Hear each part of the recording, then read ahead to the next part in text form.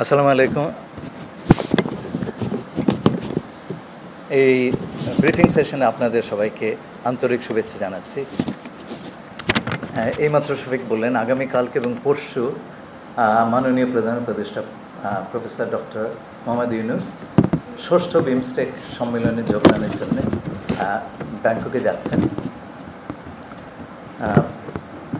সম্মেলনে অংশগ্রহণ ছাড়াও তিনি বেশ অন্যান্য কয়েকটি অনুষ্ঠানে অংশগ্রহণ করবেন, যার মধ্যে রয়েছে বিমস্টেক ইয়াং জেনারেশনস ফোরাম, যে অনুষ্ঠানে উনি কিনোট স্পিকার হিসাবে আমন্ত্রিত হয়েছেন। এছাড়াও তিনি বেশ কয়েকটি মিডিয়াতে ইন্টারভিউ দেবেন, তার মধ্যে রয়েছে TNN World, South China Morning Post, Bangkok Post, Thairath newspaper ইত্যাদি খ্যাতনামা মিডিয়া এবং সংবাদপত্র। এইবারের বিমস্টেক সম্মেলনের কয়েকটা বিশেষ গুরুত্ব রয়েছে। প্রথমত, বিমস্টেক গত 25 বছর ধরে এক্সিস্ট করলেও তার কর্মকাণ্ড আরও বিস্তৃত হবার এবং শক্তিশালী হবার প্রয়োজনীয়তা রয়েছে, এবং সেই উদ্দেশ্যে বিমস্টেক ব্যাংকক ভিশন 2030 এই কৌশলপত্রটি এইবার সম্মেলনে গৃহীত হবে। এর প্রধান বিষয়গুলি হচ্ছে, মূল এইম হচ্ছে to build a prosperous, resilient and open BIMSTEC.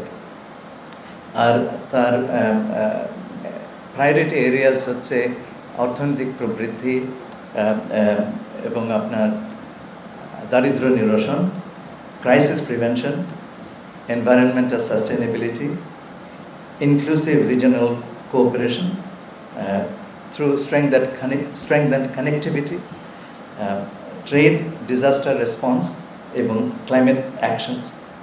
এছাড়াও রয়েছে people to people cooperation.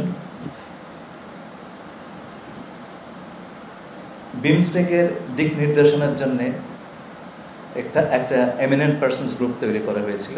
তার রিপোর্টটি এই সম্মেলনে অ্যাডপ্টেড হবে এবং সেখানে 7টি কর্মক্ষেত্র আইডেন্টিফাই করা হয়েছে অ্যাজ ফোকাস এরিয়াস। তার মধ্যে রয়েছে, এগুলো বলা হচ্ছে 7টা pillar: agriculture and food security, connectivity, environment and climate change, people to people contact, science, technology and innovation, security, trade and investment and development. এই সম্মেলনের শেষের দিন একটা গুরুত্বপূর্ণ ঘটনা ঘটবে, তা হচ্ছে আগামী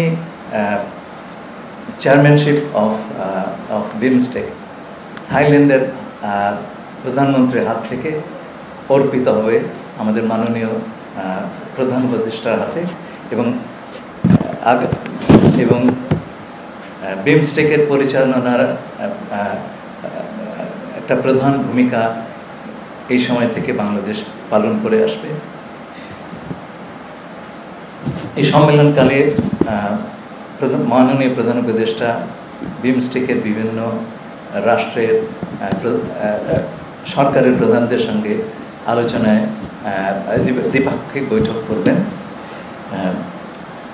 এছাড়াও উনি 2টি অ্যাগ্রিমেন্ট এবং MOU সাইনিংয়ের সময় উপস্থিত থাকবেন। পরশুদিন অর্থাৎ 4 এপ্রিল উনি